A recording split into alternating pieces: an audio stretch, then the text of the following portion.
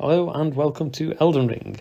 Today we're going to be testing the Watchdog staff and comparing it to another of my favourite colossal weapons, the Fallingstar beast's jaw. It's a bit like a big club, but it's got another nice weapon skill on it. So we're going to remove the talismans and clothes first, so there's no buffs going on, and just do a raw basic test to see what damage this generates. So we'll do the skill once, and that's given us 1192. So not bad. Not enough to one-shot him, but that's a chunk of his health off. Okay. So let's go back again, but this time we'll add Rogier's Spellblade gloves and see how much this increases the damage by. We should expect a small increase here. So 1192, 1217 has given us 25 more damage. So that's not really a notable amount, particularly. It's not going to change the game for us. So we'll try adding on the trousers, if I can just find them here. So scroll up, scroll down, somewhere around here. There we go. Spellblade trousers. Let's see what it does now. Cast it. 1240, so that's another 25 damage. We're on 50 extra damage for the two set parts of the armour, which again is not particularly useful or worthwhile. At this point you'd probably be thinking I'd rather have some stronger armour with some protection than that 50 damage, but we'll try it again and see what it does with 3 pieces. So 24 extra damage that time, so we're now on 74 extra damage. By now you're probably guessing that when we put the top on and go again, it's going to round out at around 100 damage for the 4 pieces in the set. We'll try it to test the theory. So we're going to run out, cast a spell, 1291. Yep, it's around about 100 damage, which is less than 10% of the original 1192. So is it worth it? At this stage, debatable. For me, at least, I don't think it's particularly worth it for this much damage. I'd rather be wearing some armour that gave me a bit more protection, a bit more poise protection. As long as it kept me in medium load, the protection would be more worthwhile, I think. So I'll try Godfrey's Icon now and see how much that adds. Cast a spell. 1291. So if you're using this build, that is a wasted talisman slot. Godfrey's Icon does not buff that skill at all for whatever reason. But what about the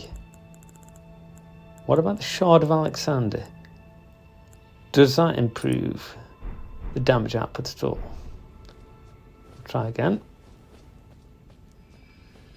1 cast. 1481. So that's 190 more. That's a 15% increase. And now that's starting to look like quite a worthwhile amount of additional damage. Now, obviously, if you've got the magic scorpion charm, that would work great with this, and that would give you a huge additional boost. But I missed that in my new game. I need to wait to NG Plus before I can get that. What probably will work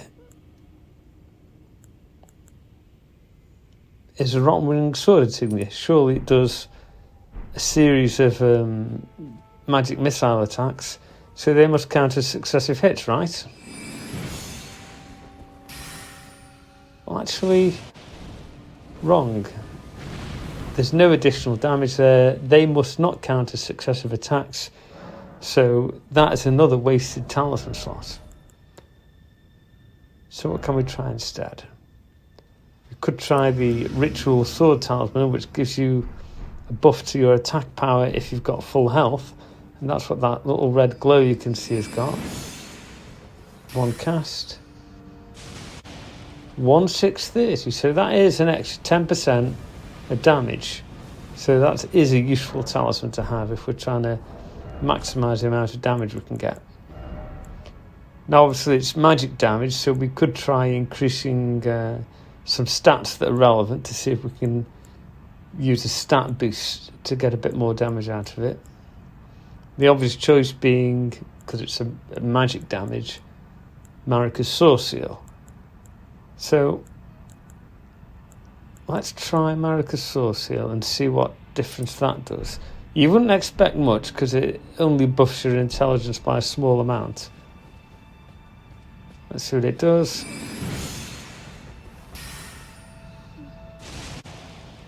One 630. That doesn't add anything either. That's another wasted talisman slot.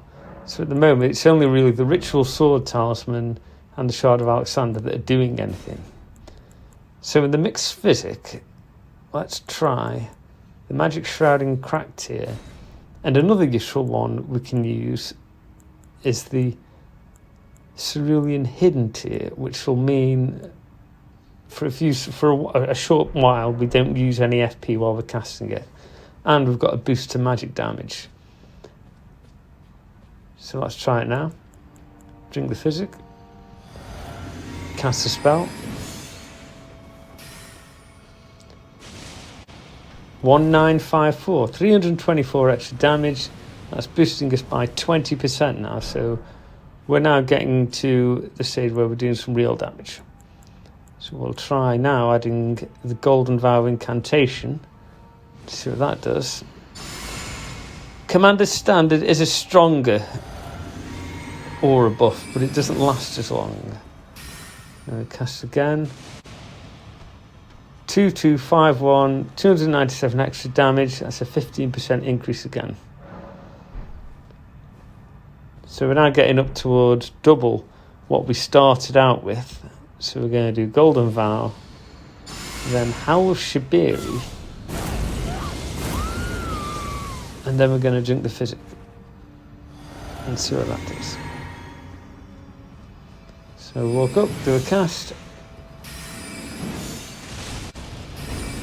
2814, that's 563 extra damage, a boost of 25% on top of the lower amount. So altogether, we've done 136% additional damage. We've more than doubled using this combination of buffs. We've got obviously the Shard of Alexander, we've got the Ritual Sword Talisman, we're wearing the Spellblade set, and we've done Golden Vow, Howl of Shibiri, and we've drank the Mixed Physic with the Magic Shrouded Cracked tier in it.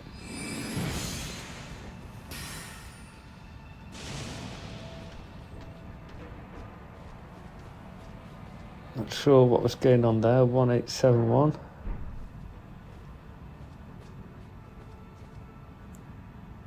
Do another test here. Golden Vow.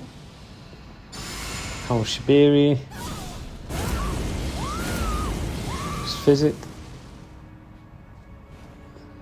And we should expect the same amount. 2814.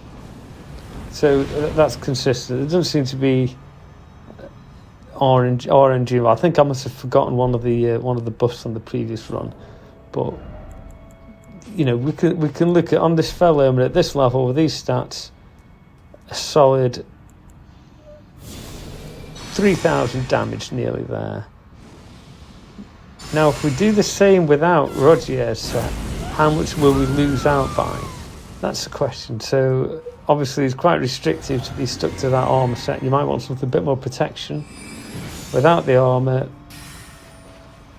2607, so you're losing 200 damage. Whether or not that's worth it will depend on whether or not you think it's you're going to get hit very much. If you don't get hit a lot, then Rogier's is absolutely fine. If you do get hit a lot, then For 200 damage, maybe you're better off with something that's got a bit more protection. So, what to test now? Put Rogier's back on.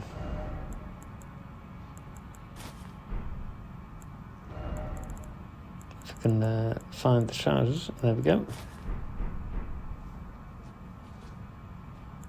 We'll do Golden Vow. Howl Shibiri. And we'll drink the Physic.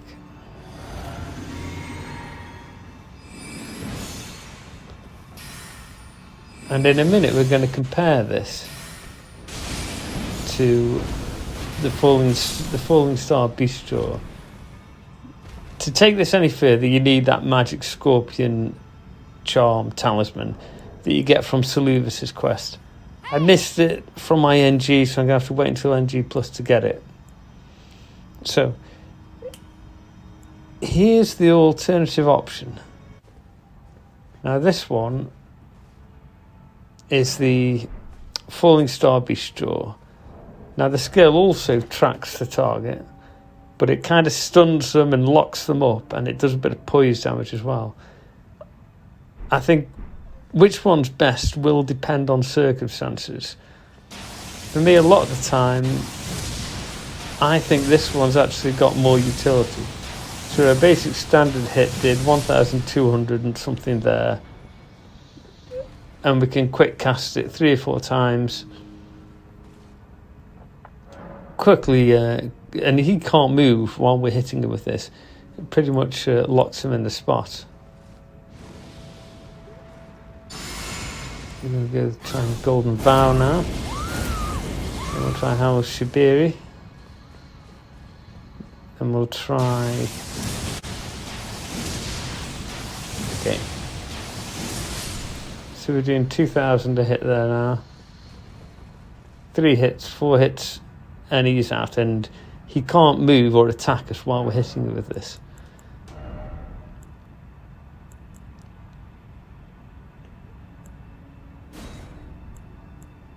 Whether we can use Magic Shrouding cracked here to increase that damage, I don't know whether this counts as magic, because it's effectively a gravity spell, or it certainly looks like one. It may be that the Magic Shrouding crack here works, it may be that it doesn't. I'm not entirely sure.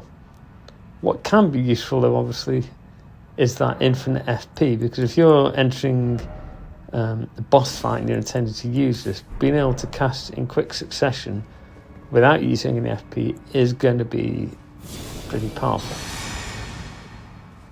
So we'll do sort of the wrong one there. We'll do the rest of the tree.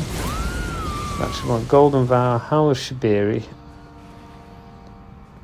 Then we want to drink that physic and see if it does any difference. 1899, yeah. It doesn't seem to be boosting the damage, but obviously the FP is great. Infinite FP. Those are the stats if you want to pause it. It's basically both of these weapons require 34 strength, and they scale with the strength and dexterity, and the jaw is intelligence as well. Both great weapons, both better in different situations. Thanks for watching, hope you've enjoyed it, and don't forget to subscribe for more Elden Ring content. Like I say, which one's better depends on the situation. I probably think most of the time I prefer the Fallingstar Bistro, but hey.